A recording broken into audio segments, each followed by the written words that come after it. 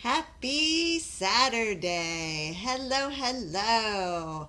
A few minutes late. I apologize. I said I was going to be on at 2 today, and it is a little bit after. Got a little lost track of time, so I am sorry for that.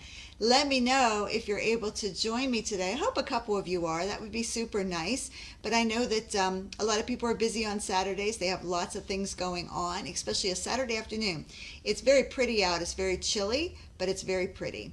So let's go ahead and start. I'm going to go ahead and, whoops, I forgot to do it. Sorry, I forgot to connect my phone to the side camera. So I'm just going to show you what my journal page looked like for yesterday. I did a picture of a little girl pointing up at only Jesus, only Jesus. And I did that because we talked about whenever we cry out for help, you answered me, you made me bold, you energized me, and only Jesus can do that, right?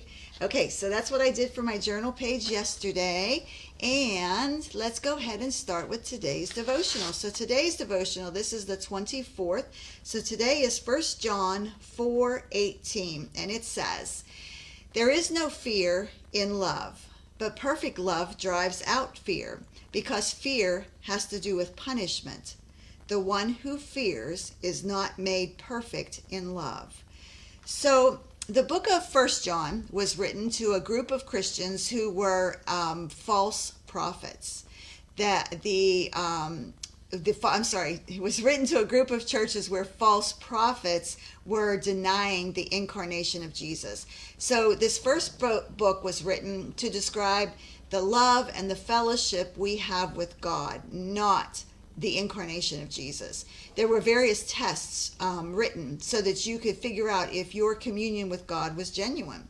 It also talks about the differences in the world and the children of God. So today's text starts out by telling us that there is no fear in love. Fear, guilt, shame cannot coexist alongside faith, hope, and love. He's telling us that fear and love contradict each other, and that our love and our trust in God cannot live alongside a destructive fear, because love drives out fear. Someone who's fearful has not reached the mature love that God desires in his children. The Bible tells us that if we love each other, if we love one another, then God remains in us, and the love of God will complete us. So if you're filled with God's love and you're doing and acting like God expects you to, then there's no fear of his punishment, right? Jesus took that punishment that we deserved when he died on the cross so that we don't have to fear God's wrath. He declared us righteous when we were saved.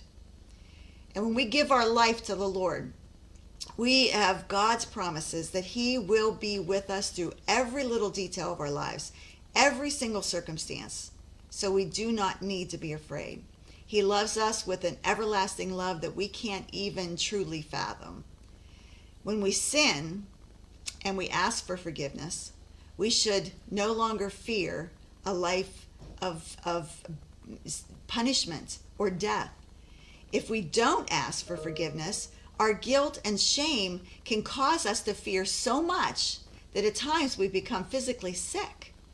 But when we ask for forgiveness, our hearts will overflow with God's love, and we don't need to fear his wrath. So when we love each other, I mean really love each other, not just say the words, then the love of God reaches its goal of action in your life. You'll experience a deep and unshakable confidence in God. And fear is going to be pushed aside as we embrace the warmth of God's love and see that love working inside us.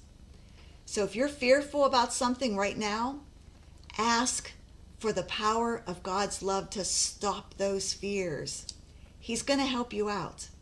He'll help you with those fears. I promise you he will. All right. Thank you so much for joining me today.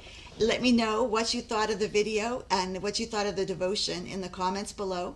If you are working on this devotion, I would love to see your journal pages. Thank you so much. I see a couple of you jumped on, so if you have a chance, make sure you like the video and make sure that you let us know what you think. All right? Thank you so much. Have a blessed day, and we will see you tomorrow. Oh, I will be in the afternoon again tomorrow because I'm preaching at 4 different services, so I've got to leave really early in the morning. All right, thank you. Have a blessed day.